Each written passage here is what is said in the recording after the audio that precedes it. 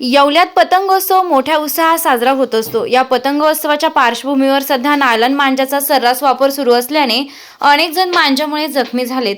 ही बाब हेरून येवल्यातील प्रांत कार्यालय, तहसील, नगर परिषद प्रशासन, पोलीस आदी शासकीय अधिकाऱ्यांसह शाळकरी विद्यार्थी यांनी नायलॉन मांजाविरुद्ध जनजागृती मोहीम उघडली असून या मोहिमेअंतर्गत आज येवला शहरातील मध्यवर्ती भागातून जनजागृती रॅली काढण्यात आली।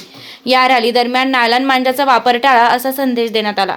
तसेच नायलॉन मांजा वापरणार नाही अशी शपथ उपस्थित नागरिक व विद्यार्थ्यांना देण्यात आली। नायलॉन मांजामुळे येवल्यात मागील आठवडाभरात अनेक जण गंभीर जखमी झाल्याच्या घटना घडल्या आहेत। सर्वांना नमस्कार। मी पोलीस निरीक्षक धीरज प्रकाश महाजन, येवला शहर पोलीस ठाणे।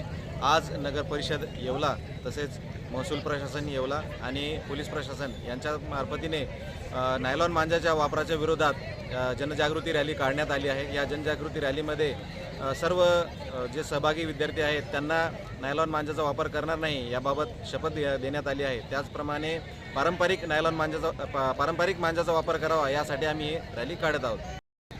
आज येवला शहरामध्ये नगरपालिका येवला, पोलीस स्टेशन येवला शहर, तहसील कार्यालय येवला तसेच स्वामी मुक्तानंद विद्यालय, जनता विद्यालय या विद्यालयाच्या वतीने नायलॉन मांजा विरुद्ध जनजागृती रॅली आयोजित करण्यात आली आहे।